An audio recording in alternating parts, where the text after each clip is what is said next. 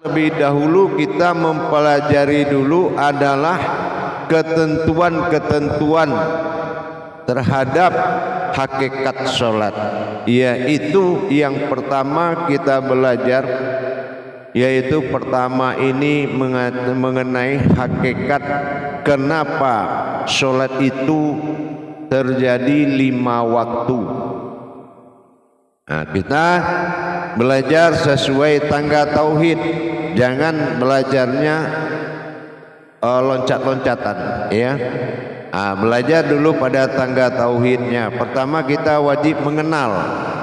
Kita mengenal kenapa Allah jadikan kodratnya 5 waktu. Nah, kalau dikaji secara amaliyah adalah perjuangan Rasulullah sallallahu alaihi wasallam. Tapi kalau ingin mengenal lebih dalam, kenapa hakikat sholat ditetapkan 5 waktu yang berjumlah 17 rakaat? Apa hubungan dengan 5 waktu dengan 17 rakaat? Untuk ini kita mengawali, yaitu mengenal bahwasan dikala Allah diwujud Tuhan tunggal dirinya sebelum dia bernama Allah, maka dia berkeinginan menjadi Tuhan, maka dia jadikanlah umat. Setelah dia jadikan umat dan dia ingin menjadi Tuhan dengan ingin dipanggil dengan nama Allah. Nah, ini dalam pemahaman qudsi dulu. Umat yang dijadikan itu ada 2 kodrat. Pertama yang dijadikan, yang kedua yang diciptakan. Kun fayakun. Nah, kita pelan-pelan belajarnya. Di sini kenapa terjadi 5 kodrat? Karena Allah menciptakan penyebab asal usul daripada yang dia jadikan sebagai umat. Ada 5 kodrat yang menjadi asal usul semua terjadi. 5 kodrat yang membuat asal usul semua itu terjadi. Bukan dia menciptakan 5 macam saja, tapi 5 kodrat yang asal usul semua terjadi. Apa 5 kodrat itu? Nah, yang pertama dikenal dengan Rahman. Ya, Rahman ini adalah sifat zahir bagi Allah. Wujudnya adalah kodratnya alam, yang mana di sini dilarikan pemahaman ini kepada diri menjadi wujud jasad. Karena jasad penghulu ma'ul hayat, atau dikatakan dengan induk kehidupan, ya, ma'ul hayat. Nah, ma'ul hayat, nah, itu penghulu, ya, uluhiyahnya hayat. Nah, itu jasad. Nah, kita akan mengkaji tadaburnya ke diri sekarang, ya. Jangan kita kaji ke alam dulu, karena akan bersifat ciptaan dia jadinya. Padahal kita mengaji ibadah, jadi tidak perlu memahami atau mendalami ciptaan, tapi yang kita pahami adalah yang terjadi dari jadinya aku, kata Allah. Setelah aku jadi, apa yang terjadi adalah umat. Umat bagi Allah yang pertama sebelum Islam ada itu kodrat. Nah, ini makanya pada syahadat penghawal daripada rukun Islam. Sebelum sholat ada, syahadat itu sudah ada. Nah, sebagai tauhid penyempurna ibadah. Pertama dijadikan alam nazir, alam yaitu jasad. Nah, kita kembali kepada jasad. Jasad ini adalah asal muasalnya dari ruh. Nah, inilah hayat, ya, ruh. Jadi ruh ini adalah wujud dari segala yang hidup. Nah, ada ruha, ada ruhi, ada ruhu, kehidupan aku, kehidupan Allah dan kehidupan alam. Namanya ruh. Jadi jasad, ruh. Yang kedua, setiap ruh pasti menyembah Allah. Ruh ini berasal dari mana? Ruh ini adalah ruhul azama ala nur. Nah, ruh ini berasal dari nurnya Muhammad. Nah, gitu ya. Ruhul azama ala nur Muhammadun. Inilah nur yang penyebab ruh itu. Kalau enggak ada nur, ruh itu tidak akan ada. Nah, ini sudah 3 dia nur. Nur bagi kita adalah hayat, hidupnya jasad. Ya. Nah, kalau ruh bagi diri kita bukan hidupnya jasad. Ruh itu adalah kodratnya jasad, gitu. Jadi yang menghidupkan jasad itu adalah nur. Nur ini hayat. Nah, hayat ini usulnya atau awalnya terjadi dari kodrat, namanya zat. Nah, zat, ya. Nah, zat ini dinamakan ziddinil kunnal. Zat ini adalah yang dikodratkan kepada alam. Jadi kalau aras alam ini yang menahan langit ini tidak jatuh, itu namanya zat. Zat aras, ya, zat aras. Nah, ini yang keempat itu zat aras. Yang kelima, asal usul dari zat. Nah, ini adalah disebut dengan batin. Batin ini kodrat di diri kita adalah nyawa. Nah, ya. Jadi kalau kenapa dia 5? Kita mengenal, kalau kita kaji alam jasad, kita kan nggak perlu kaji semut, kaji ular, nggak perlu lagi, karena itu habitat dari kehidupan, bukan hidup. Jadi zat, ruh, nur, zat, batin. Nah, ini dihafal, ya. Dan itu adalah lapisan-lapisan. Ruh, jasad mencari ruh, ruh mencari nur, nur mencari zat, zat mencari batin.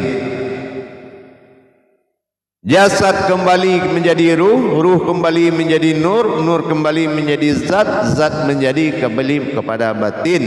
Batin awal hayat mula jadi. Nah, ini. Jadi kalau yang 5 kodrat ini adalah perjalanan dari sebuah batiniahnya Allah. Nah, perjalanan ini adalah kodratnya disebut dengan batiniah. Ya, disebut dengan batiniah. Nah, batiniah ini disebut dengan kata annas. Ya, annas. An ini adalah batin, nas ini nur. Jadi atau cahaya atau nur. Jadi perjalanan batin Allah yaitu nurullah. Nah, dihimpun menjadi nurullah namanya semuanya. Inilah kita. Ya. Jadi kalau kita menenggelamkan semuanya sampai tinggal diri rahasia ada dalam ketiadaan. Nah, setelah kita mendirikan diri dengan tarikan napas, kita menarik diri rahasia, diri al-haqullah yang tidak terlihat wujudnya tapi dia ada, diri halus dengan hu. Nah, dengan napas kita menarik dulu. Nah, ya. Nah, jadi setelah dia menyatakan zat, ya, Allahu. Nah, dia hu itu kita turunkan tangan ini yang 5 macam tadi dikembalikan ke asalnya, lenyap di dalam kolbi kita, tinggallah diri al-haqullah, diri yang halus, namanya diri ahyan sabita, diri halus, diri al-haqullah.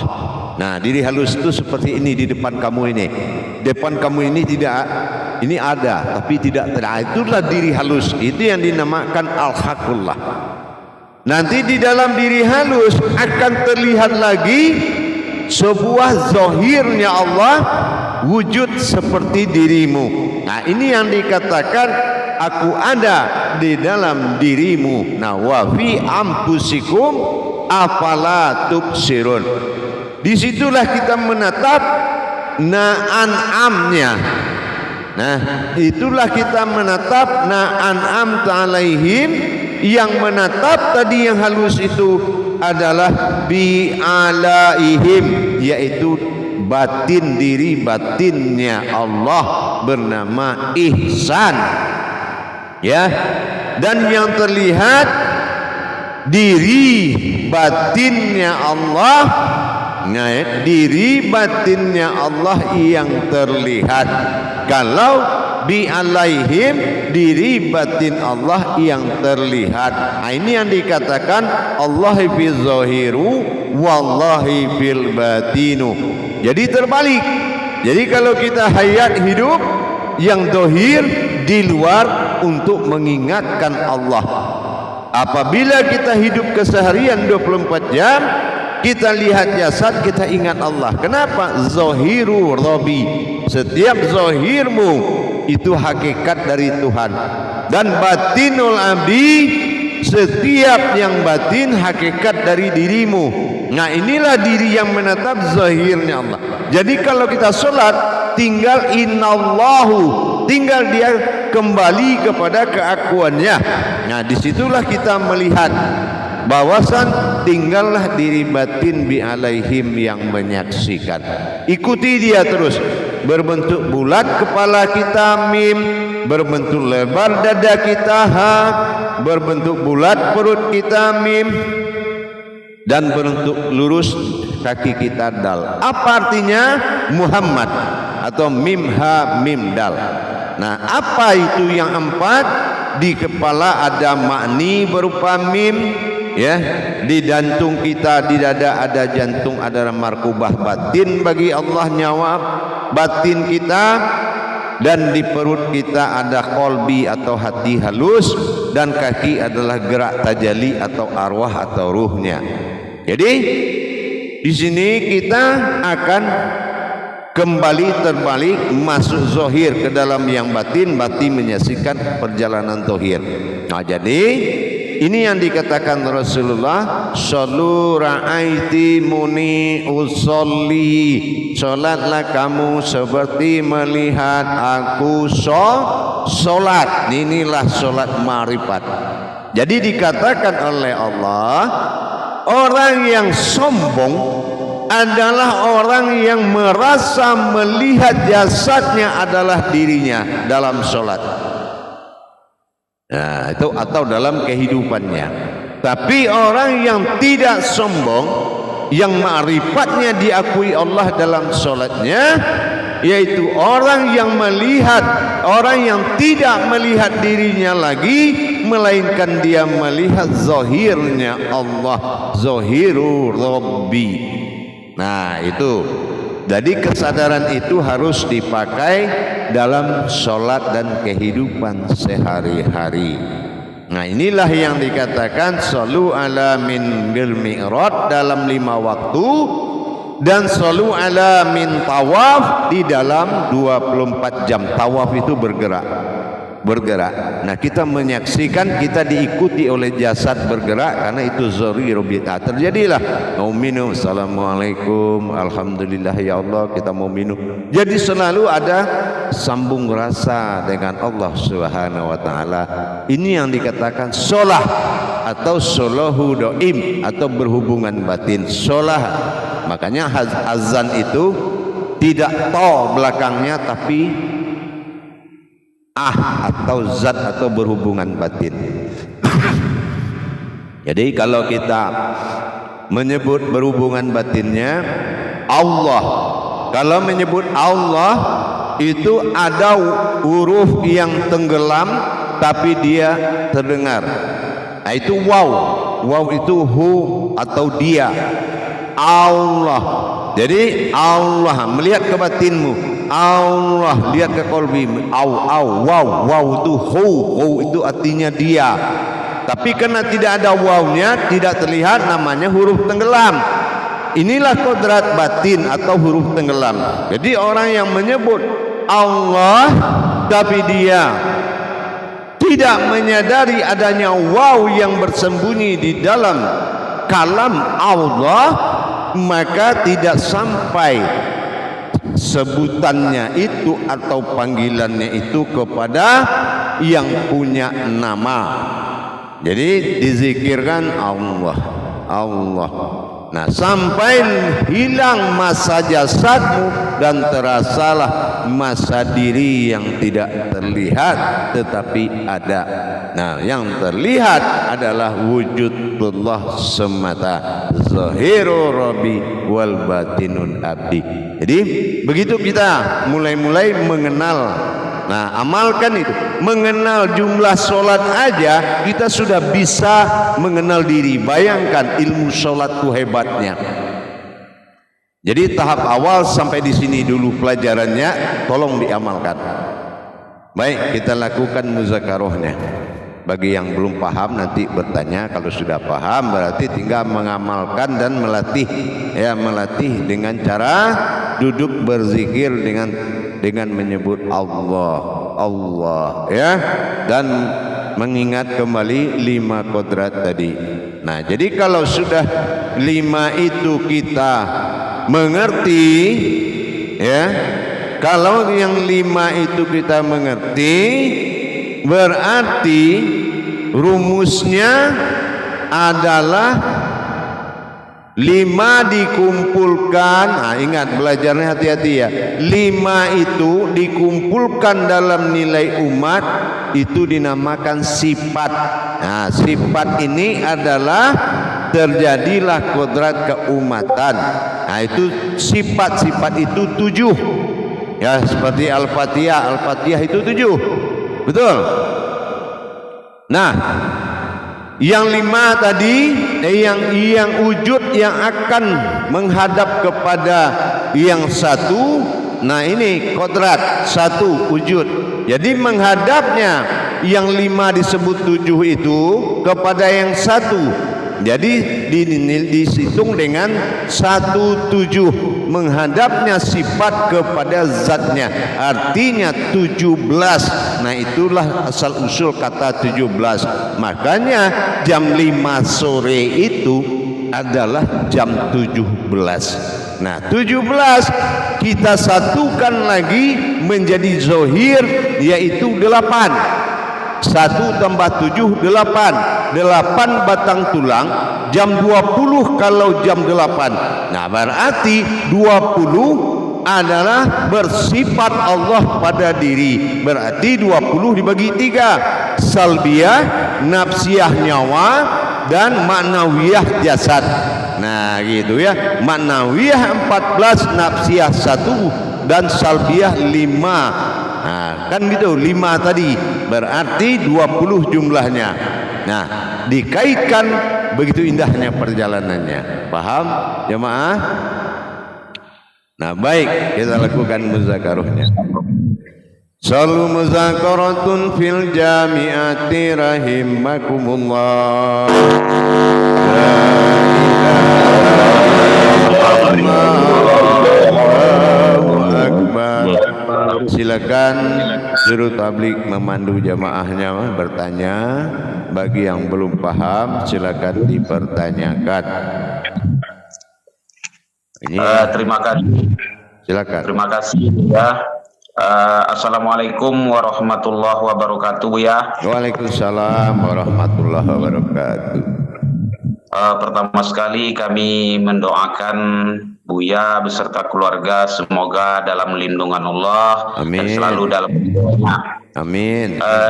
Dan juga kepada teman-teman ataupun saudara-saudara kita di grup D1, semoga hendaknya senantiasa dalam keadaan sehat dan istiqomah dalam menuntut ilmu kita. Amin. Jadi kepada jemaah dipersilakan bertanya tentang tauhid, yaitu yang pernah kita pelajari di dalam YouTube Buya yang pernah sesuai dengan kajian yang kita pelajari di dalam grup D1 ini. Seperti yang dikatakan Buya tadi, kita tidak usah loncat-loncat dulu, sesuai aja dengan